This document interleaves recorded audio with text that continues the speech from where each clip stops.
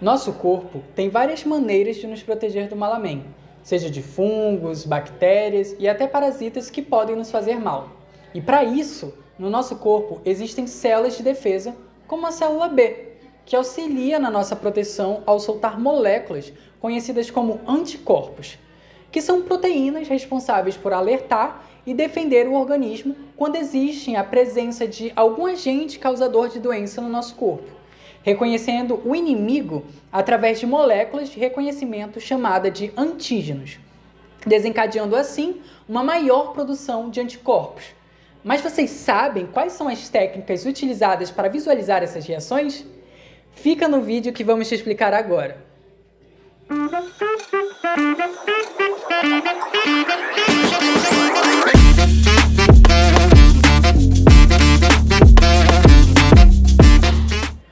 Bom, há várias formas de se estudar reações que ocorrem entre antígenos, que são essas proteínas que foram digeridas de corpos estranhos que entraram em nós, que são digeridas em organelas, que no caso a organela, que é o lisossomo que fica dentro da nossa célula.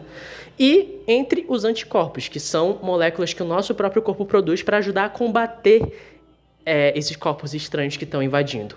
E hoje vamos falar de um dos tipos de estudos que tem, que serve para ver essa reação, que no caso é baseada na imunodifusão radial dupla, que foi criada lá entre 1946 e 1948 por um cientista chamado Ochterlony.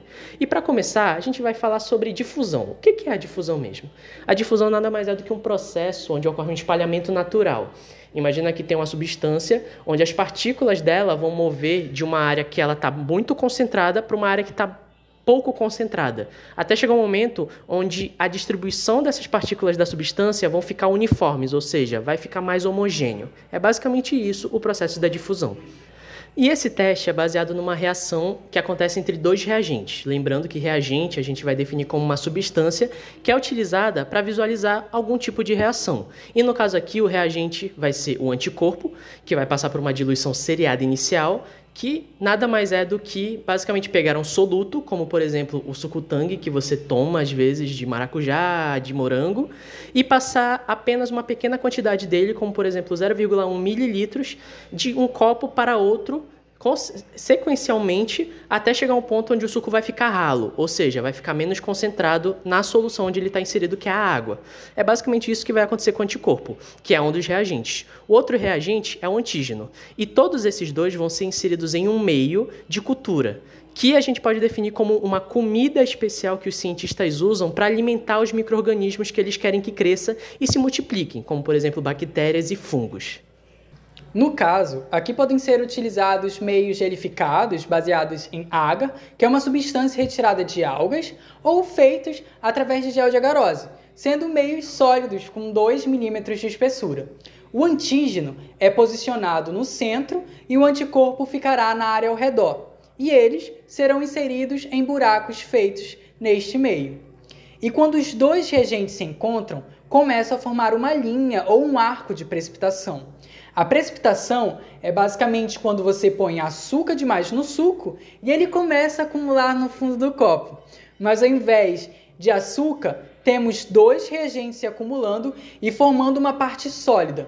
Devido aos reagentes se unirem e se separarem da solução gelificada, e cada linha em um espectro de precipitação vai corresponder a um par de antígeno e anticorpo, sendo complexos chamados de imunocomplexos, que são formados quando os linfócitos B aumentam a produção de anticorpos contra um determinado antígeno, sendo um mecanismo importante de defesa do nosso organismo, que geralmente é acompanhada por reações secundárias para neutralizar e eliminar os corpos estranhos ou substâncias, podendo ser vistos como um pacote de invasores que o sistema imune cria para capturar e eliminar substâncias. E a ausência do antígeno ou do anticorpo, ela vai ser indicada pela ausência dessa linha ou desse arco de precipitação.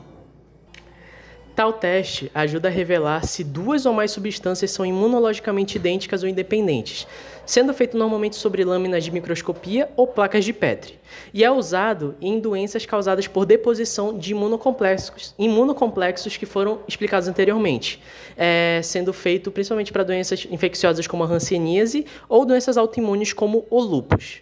A disponibilização da técnica de baixo custo, simples e rápida para laboratórios com poucos equipamentos é vantajosa. Apesar de simples e rápida, essa técnica ela apresenta algumas desvantagens, como não distinguir entre células viáveis e não viáveis e, por isso, não identificam o real perigo de disseminação de determinado patógeno, os limiares de detecção são elevados e algumas amostras ela contém uma alta concentração de contaminantes que podem sofrer interferências devido à competição desses com o patógeno-alvo.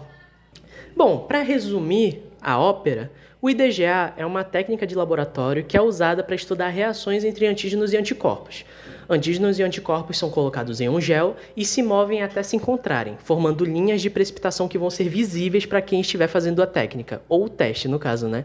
E essa técnica vai ajudar a identificar substâncias imunologicamente idênticas ou diferentes e pode ser útil para diagnóstico de doenças infecciosas e autoimunes também. É isso, se você gostou, não vai ter um próximo vídeo, mas é isso, né? Obrigado por ter assistido até aqui.